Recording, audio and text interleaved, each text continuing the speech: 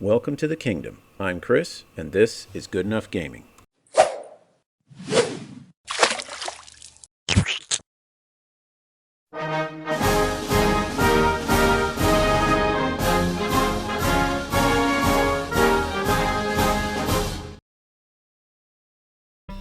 Howdy folks, and welcome to this video where I'm going to be painting my Zerg Hydralisk. Now I have a confession to make. I broke one of the cardinal rules of priming. I was so excited to get to work on these guys that I primed the model when it was both hot and humid, and as a result they got the fuzz effect. And I was a little worried if I tried to strip it and use a toothbrush to scrape it off that I might break something, because some of those smaller pieces of 3D print files don't do too well. So I'm gonna plow through and see how it goes. So maybe it'll be helpful, because I know in the past when I've accidentally primed poorly and got the fuzz effect that it turned washes almost into not quite an opaque paint, but it really soaked up the wash. Nothing ran, nothing flowed, and I don't know, maybe that will work, maybe it won't. So I started gobbing on the brown here, and I put it on pretty darn thick since I had all that fuzz to get through, and I could see that there was very, very little moving. Once I put this stuff on there, it kind of soaked up really quick, as I was expecting. Now the good news was I only messed up priming one of them as a sample, so the other two I waited until the weather was a little bit better. But for this guy, soldier on we must. Now I know the Baneling video came out first, because that was just a little ribbly. This was actually the first of all the StarCraft models I had to be painted, which meant this was my first foray into Slapchop and speed paint. And I gotta tell you, it was a bit of a shift, because I'm used to painting a bit messy with the core layers, because I always can paint over them. And with Slapchop, you can't do that as easily, because if you gotta paint white over it, you have to try and get that fading effect into the darker shaded areas. So this was the first time that I had to paint and be very, very careful, very conscious of where I was putting all this paint, because if I made a mistake, it would be a lot harder to clean up than using opaque paints. So that was something new for me.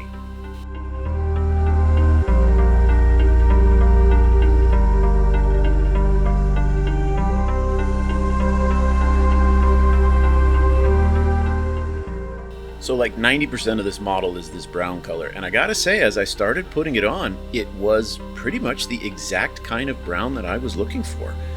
I was really surprised. I bought a very small starter box of paints that had a brown and a purple and a bone color, hoping that it would be the colors I needed for the majority of the models I'm going to paint in this StarCraft army, and it actually turned out to be exactly the colors I was looking for. I was really, really impressed.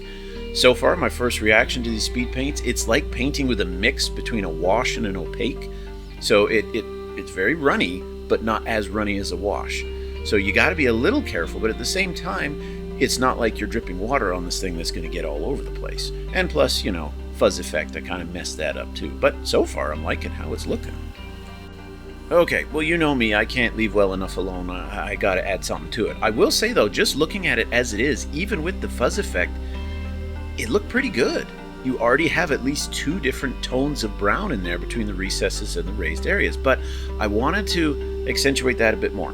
So I'm dry brushing a lighter brown. Mornfang was the first one I grabbed that looked like it might be a very subtle lighter version of this brown, and it worked out really well. It's not so bright that it makes the thing look too much, there's not too much contrast, but it is bright enough that you can definitely see where I put it. So this was how I tried to compensate for the fact that the fuzz effect was kind of eating up some of the paint that was supposed to be doing that contrasting for me. But I ended up painting all the Hydralisks this way because I liked the depth that it gave them.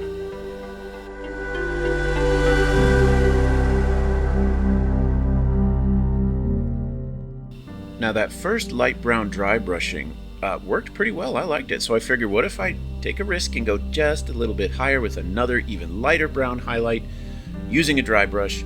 So I grabbed the Scrag Brown, went to town, and I was pleased with what I got. I did very, very light, just trying to get the very tips once, you know, I move it in the camera. There you go, nice job. But now I can really start to see that highlighting, and I think it looks fantastic.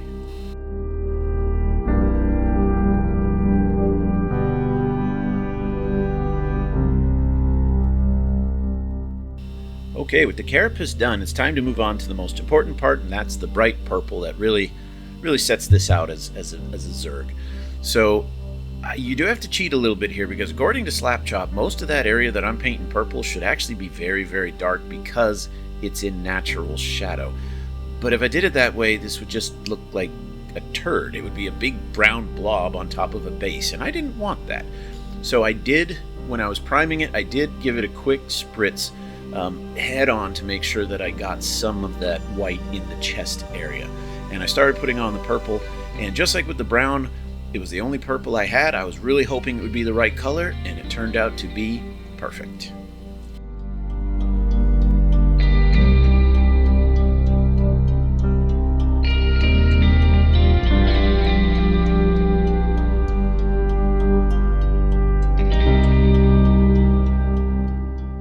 So with the carapace and the fleshy part underneath done, all I have left are the claws and the spikes.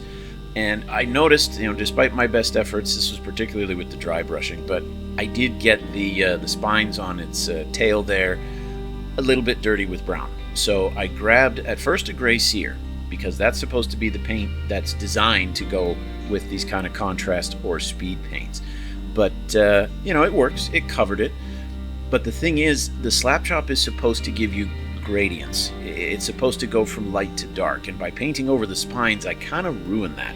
So when I'm done here, I'm going to go back with a lighter white and paint across the top of the spines, just so that there is some contrast before I put the speed paint on.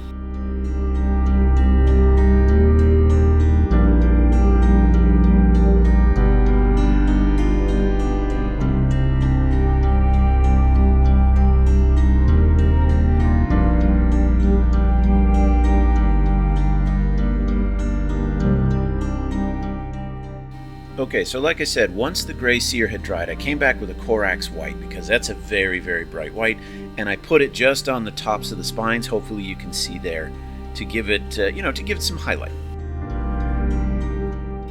All right, now that the claws and the spines and everything have been prepped, it's time to try out the bone color. So I was really happy with the brown, I was really happy with the purple, but the bone, I figured that was going to be a little more difficult. That doesn't have a really strong pigment.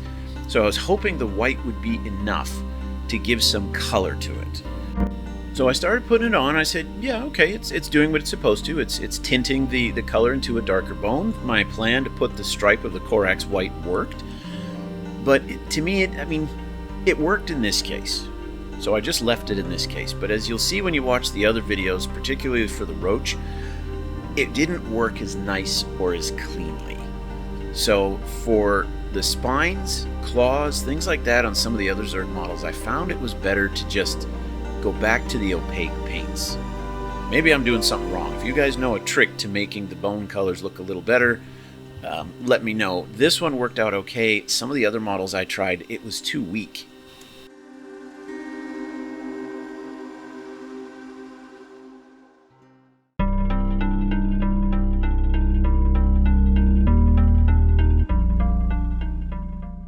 And there, ladies and gentlemen, is a tabletop-ready Hydralisk, and I think it looks fantastic. I was really pleased with how well those speed paints worked. I would be okay with basing it, putting it on the table, and saying it's good enough. But let's say we wanted to do a little bit more to it. I think I would want to highlight the purple in some areas. Because of where it is underneath the head, in the belly, a little bit darker, I feel like I gotta bring out the highlights a little more. The brown, you can definitely see the light areas from the dark because of the dry brushing, but the purple's kind of all blending together. So I started doing just a very small pinpoint highlighting on certain areas of the flesh, like you can see here. And I thought it made the whole thing pop. So I used the speed paint to give me the base color and the shade, but then I added the highlight myself.